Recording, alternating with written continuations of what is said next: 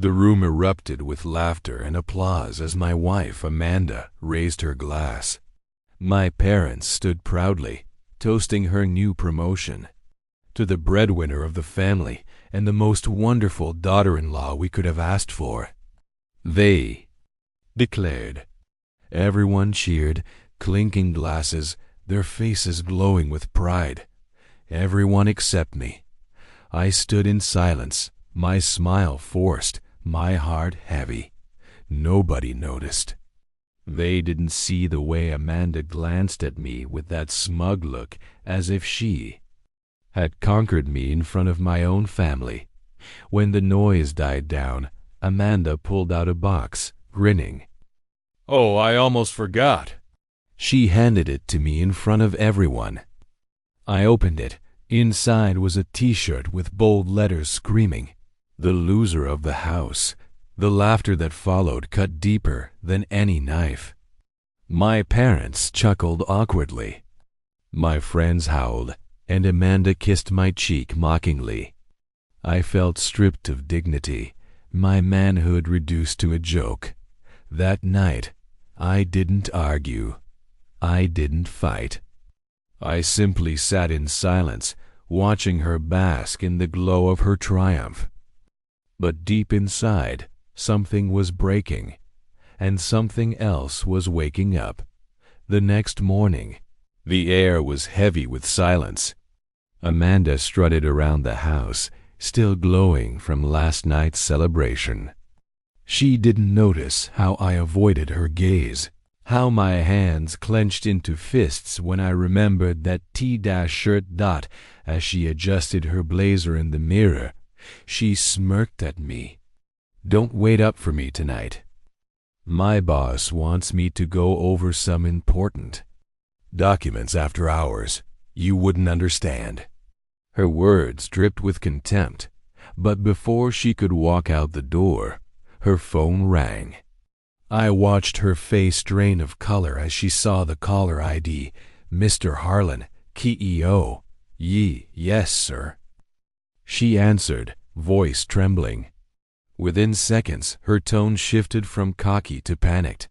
"Now? Urgently?" "Yes, I'll be right there." She rushed out, nearly tripping over her heels.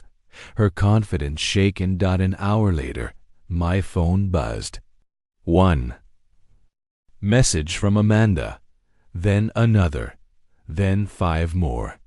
By the time I checked, the screen lit up with a flood of texts to 75 unread messages. "Please answer me. You don't understand. It's not what it looks like. I need your help, please." The woman who mocked me in front of everyone was suddenly desperate, terrified, and in that moment I knew something had happened at that office. Something that flipped her entire world upside down. I stared at my phone, the screen glowing like a warning light in the darkness of my thoughts. 75 messages. From the same woman who handed me that cruel T-shirt just hours earlier. Curiosity battled with resentment. Part of me wanted to ignore her, let her panic.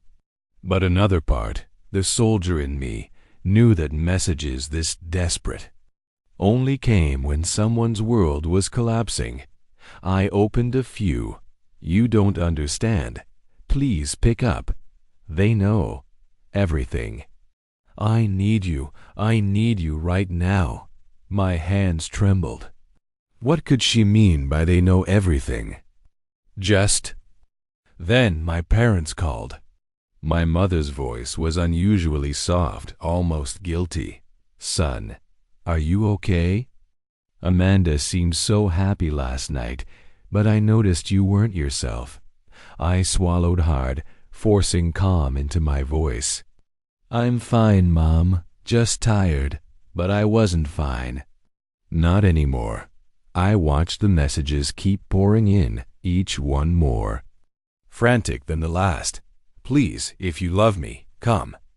I'll explain everything. Just don't shut me out. Love." The word felt poisoned on her lips. Finally, my phone buzzed again.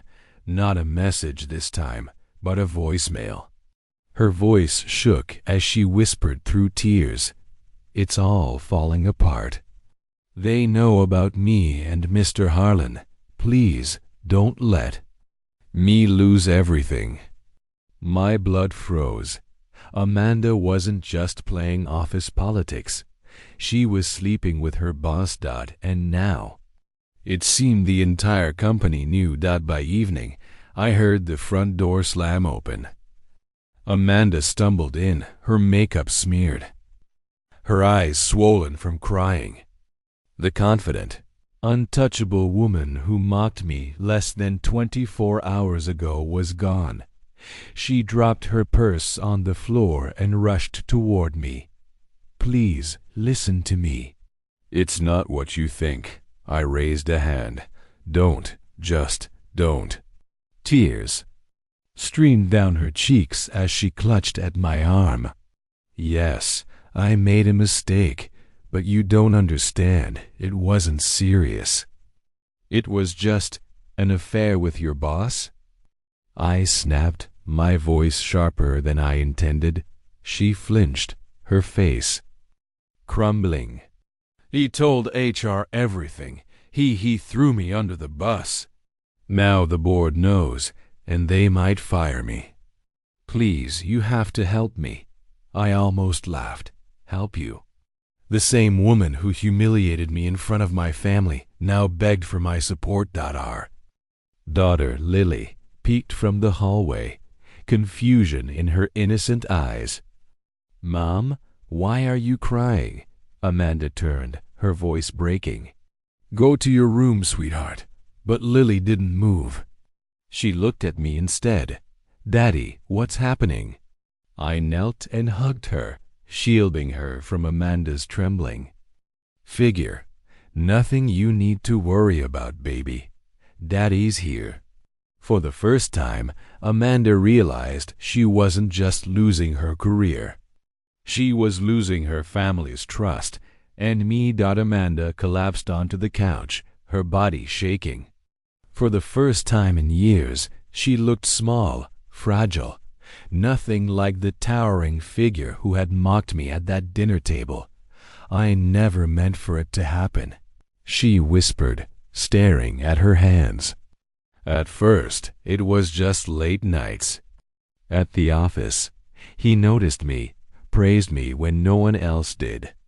"You were always busy, tired, fixing something or working overtime." And she broke off, choking on her words. "You what?" I pressed, my voice low, steady. "I liked the attention," she admitted, tears spilling down her face. "It felt good to be wanted." Then one night he kissed me, and I didn't stop him. I told myself it was harmless. But it wasn't. It grew. Trips, hotels, excuses about work. Her words felt like blades, each syllable cutting deeper. She looked up at me, desperate. "It didn't mean I stopped loving you. It was just excitement. A mistake I couldn't undo. And now, he's ruined me. He told HR everything to save himself. I'll lose my promotion, maybe my job. Please, I need you." I stared at her, the silence heavier than her sobs. "You didn't just betray me, Amanda," I said finally. "You betrayed our daughter, our family. And you humiliated me in front of everyone while you were sleeping with him. That wasn't a mistake. That was a choice." Amanda reached out, trembling. "Please, I can fix this." But I knew in that moment she wasn't asking for forgiveness. She was asking for survival. Amanda's sobs grew louder, echoing through the house. She crawled closer, clutching my hand as though holding on to the last rope keeping her from drowning. "Please, you're the only one I can trust now," she begged. "You know people. You can fix things. You've always been the strong one. Just talk to HR. Defend me. Tell them I'm a good wife and mother. They'll listen to you." Her words twisted like poison. A week ago, she mocked me as the loser of the house. Now I was her savior. I pulled my hand away. Fix things? You burned them down yourself. Her voice sharpened, the panic in her tone turning into desperation-fueled anger. If I go down, everyone will know. The shame won't just be mine. It'll stain you too. Our family, our daughter. Do you want that? I stared at her coldly. You already dragged us through the mud, Amanda. You did that the moment you chose him. Her mask slipped again, her voice trembling. I only wanted to feel alive. Please, if you still care, even a little, help me. I can change, I can be better, but inside I wasn't moved. I wasn't her safety net anymore. While she cried and begged, I quietly began piecing together my own plan. A soldier doesn't strike in anger. He waits. He studies, and when the time is right, he hits where it hurts most. Amanda thought she could use me as her shield. What she didn't know is that I had no intention of saving her. The next day, Amanda rushed into the office, desperate to save whatever scraps of her career remained. I didn't follow, but I waited. I knew something was coming. By noon, the news broke. An email leaked across the company, effective immediately. Amanda Collins is suspended pending investigation into inappropriate conduct with senior management. Her boss, Mr. Harlan, had painted himself as the victim, claiming Amanda had pursued him, manipulated him, and abused her position. Her promotion was gone. Her reputation shattered. Whispers spread like wildfire, employees trading gossip in hushed tones, some mocking, some disgusted. When she came home that night, she looked like a ghost. Her blazer was wrinkled, her hair tangled, her eyes hollow. She threw her phone onto the table. Messages flooded in, not from me, but from coworkers cutting her off, friends distancing themselves, even HR demanding further statements. They believe him, she whispered, her voice trembling. He told them I was the predator. They're investigating me. I could lose everything. I stayed silent, watching the queen who once wore her crown so proudly now crumble into dust. Finally, she snapped, slamming her fists on the table. Say something. Do you want to see me destroyed? Is that what you want? I met her gaze, calm and steady. I don't want anything, Amanda. You made your choices. Now you live with them. Her lips trembled, fury mixing with fear. You're supposed to be my husband, my partner. I leaned back, my voice cutting through her pleas. And you were supposed to be my wife. The silence that followed was louder than her screams. That night, Amanda paced the living room like a cornered animal. Her tears had dried, but her eyes burned with a frantic determination. You think you're so strong, don't you? She hissed. Standing there, judging me, acting righteous. But let's be real, you need me. Without me, what are you? Just a handyman, a nobody. Her words stung, but not like before. This time they sounded hollow, desperate.